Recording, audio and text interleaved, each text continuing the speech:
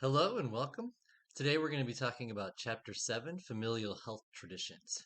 So again, the goal of this class is to learn to become culturally and linguistically competent. Therefore, we need to have some understanding about how culture works, how we're socialized into a culture, what our culture contains, including ideologies, beliefs, value systems, all of which structure our life. And then the book is always talking about the heritage chain, being able to incorporate all of the variables of culture, including your religion, your ethnicity, your race, your social class, the country of origin you live in, where in that country you live. Again, is the northern United States, do they talk a little bit differently than they do in the southern United States? Is there a little bit of an accent in certain places, or a little way of talking a little bit more with your nose, like when you grew up in Chicago, like me? So I lived in Chicago and Nashville. I definitely have a blend of both of the northern and southern culture. And it's great because then I have more of everything. But that's kind of the goal of this class, this multicultural attitude. But again, becoming culturally and linguistically competent means that we need to be able to see from another person's perspective, where are they coming from? And then remove our own biases, all of our own personal opinions on things, so that we can therefore better treat that person by understanding where they're coming from and what they need.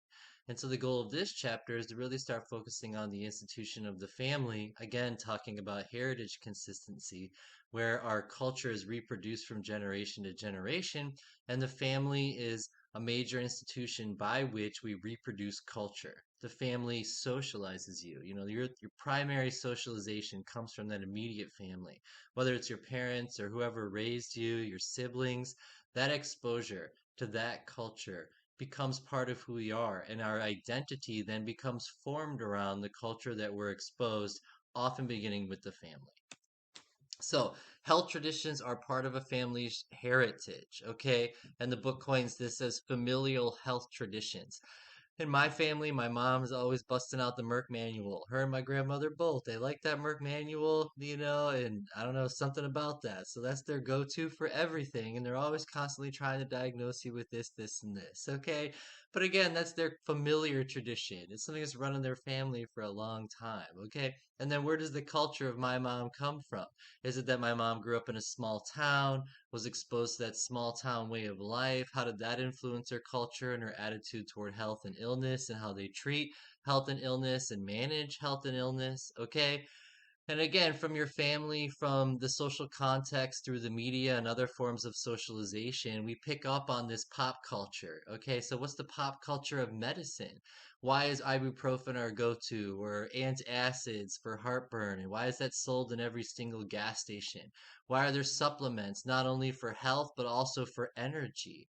Where does the energy, drink trend come from? How was that socialized? How did that become an institution of American society where everybody is drinking Red Bulls constantly? Okay. Again, how does religion and spirituality play into our health traditions? And my first go to for this always comes from this Law and Order episode I saw when I was a kid, but it always got me thinking. And it was because the family didn't believe in modern medicine. They believed in spirituality to heal their child. And then it became a court case, of course, in Law and Order. But this idea that religion and spirituality is associated with health and health traditions runs deep. Okay. What do you guys do in your daily life? How do you treat your aches and pains? How do you respond to the environment? What's your go-to? So think about the ways that we live our daily lives and the way we live with health. Do we exercise? Do we overeat? Do we undereat? How is body image a factor in the way we treat ourselves and the way we eat, which then gets associated with health? How does this idea about how a woman should look in modern times compared to how a woman in realistic really looks? How does that ideal body type that's socialized by culture influence the health of women, for example, because they think they need to look a certain way? And it's just all these little things that need to play into culture, okay? Because culture is very dynamic. Not only are sex roles and gender roles in there, social class and culture, all these things that affect our life. We need to be thinking about this to really understand where a patient is coming from. Again, because how do we understand a patient with anorexia or bulimia, for example? How is that affecting their health? But how do you really understand anorexia or bulimia without understanding ideal body type image that is socialized in our culture? And so again, that's that intersection of race, ethnicity, social class, religion, but also the psychology of it all, the way they think about it, their cognitions, their perceptions. And so you have to put everything together into a big giant package. That's why I love sociology, because we can kind of cover all of these areas and really think about all the multi-dynamic variables that are associated with a person's culture, that are associated with the heritage of their family. Okay? So, for you guys, I know the idea is to remove yourself, but to get a frame of where people are coming from, think about yourself for just a second. Again, and we're always trying to be, as objective as we can and kind of remove our subjective biases. But just to get you guys understanding how everybody is influenced by their family's heritage, think about it. Going deep for your family, what's the country of origin? Mine is very mixed. Some came out of Germany, some came out of England, some came out of Ireland and Wales, some were Native American. So I have this incredible cultural blend in my family's history.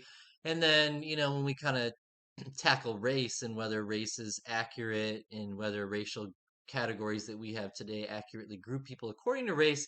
Again, am I actually a white person? Well, white's not really a race, it's actually an ethnicity. So you can see my ethnicity is completely blended between European and Native American.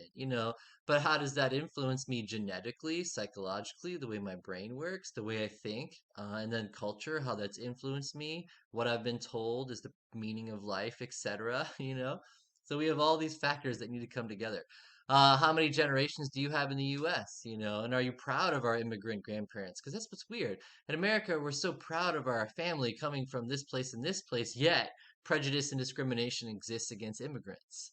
So why is that, why are we kind of split when it comes to attitudes toward immigration? We're so proud that we came from Ireland, but yet how do we, look what just happened over a couple of years. You saw the prejudice and discrimination toward immigrants really coming out in politics over the last few years.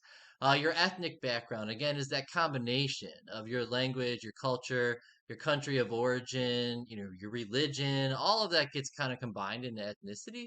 So I think ethnicity is a pretty big umbrella term to really cover all these institutions of culture. But again, your ethnicity is just an aspect of your culture. What are your family's attitudes toward health and illness?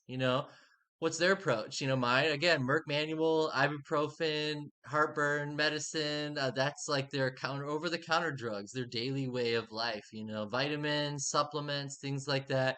Seeing your doctor every couple months, going to the dentist every 6 months. I mean, it's pretty standardized. We follow a lot of the bureaucracy, but what do you guys do? And then think about your family's beliefs. How do they feel about maintenance? Again, ibuprofen and heartburn for my family, but is that actually good for you? Look what just happened with Xanax. If taking ibuprofen religiously, is that good or bad?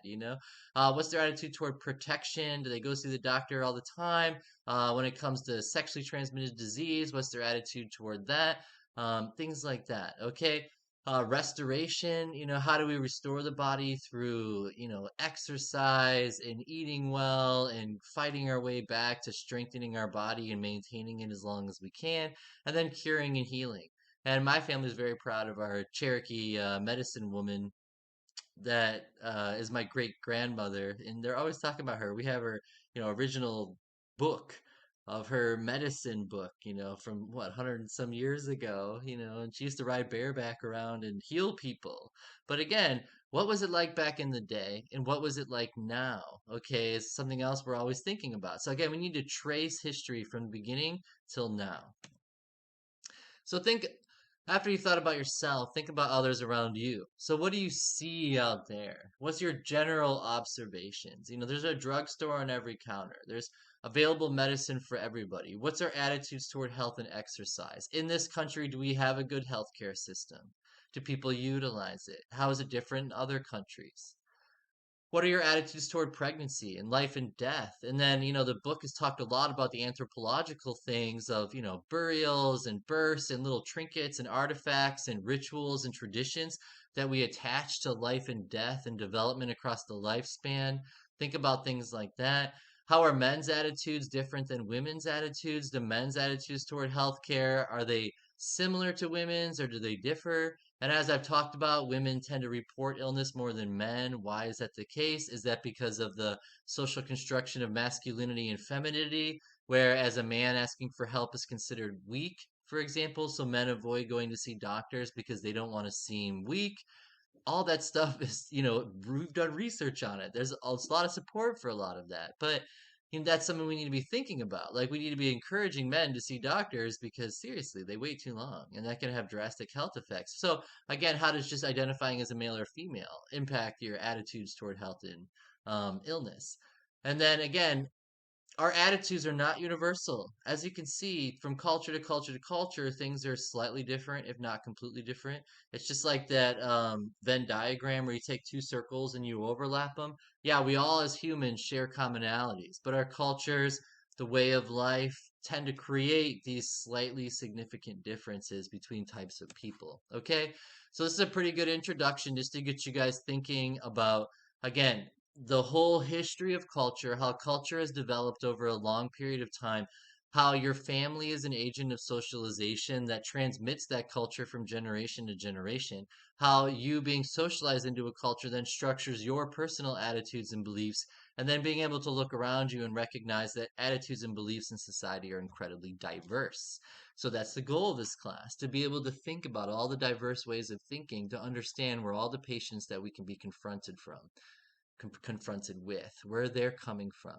Okay? Thank you so much. It's an honor. Have a wonderful day.